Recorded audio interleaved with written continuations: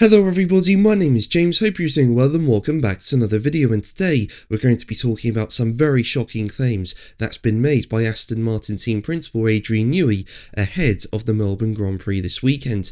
If you enjoyed the video, make sure to leave a like and subscribe for more Formula 1 content. Also make sure to follow me on Instagram and X at James's Pit Lane. I'll leave links in the description, but let's jump straight into the video. Now, as we know, Aston Martin had an awful pre-season test. I mean, they were late to the Barcelona shakedown, then they completed limited miles during the 2 weeks of Bahrain testing, and then on the final day of testing, the team only completed 6 untimed laps before leaving the test early, and that was shocking. I mean, there's been so much anticipation about this car. I mean, it's the first designed by Formula 1 design legend Adrian Newey. There's a Honda engine in the back of the car, and they've recently won multiple world titles with Red Bull. But yeah, drivability did not look good, and there were just so many reliability issues. Now, following testing, the headline item was excessive vibrations coming from the power unit, which kept breaking the engine's battery unit until the team were low on spares. And motorsport.com recently reported that Aston Martin has come to Australia fully expecting to just turn a limited number of race laps before being forced to retire both cars. Now, Newey was speaking to the media on Thursday morning ahead of the Melbourne Grand Prix, and well, he's made quite the revelation, with him revealing the real extent of its vibration woes, admitting drivers Fernando Alonso and Lance Stroll are only comfortable turning a limited number of laps before risking nerve damage to their hands, with Newey saying, as quoted by motorsport.com, "What we've achieved for this weekend is a solution that tested on the dyno over the course of the weekend that has successfully significantly reduced the vibration going into the battery.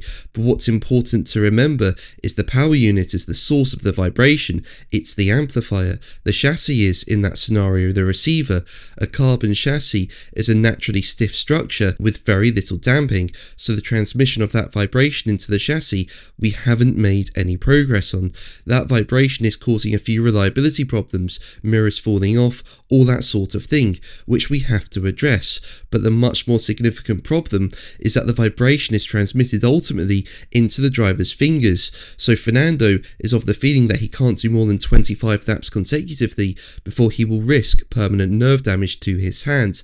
Lance is of the opinion that he can't do more than 15 laps before that threshold. We're going to have to be very heavily restricted on how many laps we do in the race until we get on top of the source of the vibration and improve the vibration at source." Now, it's just unbelievable that Aston Martin and Honda are struggling like this, and even though I did not expect this, I think it's now fair to say that based on this, Aston Martin could be the worst team in Australia. And while the team says it's upbeat about the performance potential of its car because it hasn't gotten to the root cause of Honda's power unit vibrations, there's no clear timeline on when it can eliminate or reduce them, with HRC president Koji Watombe saying, as quoted by motorsport.com, "From Honda's point of view, unfortunately, we've not yet been able to run the power unit at the maximum RPM.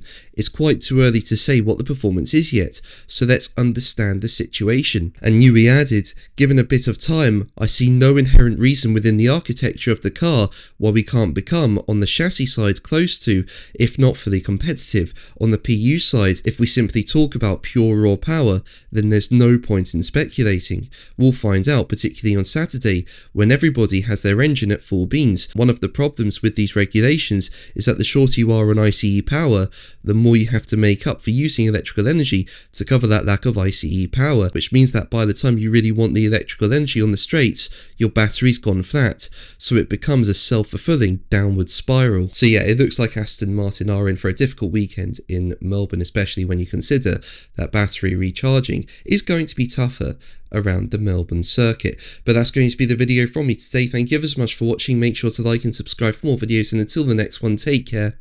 Bye.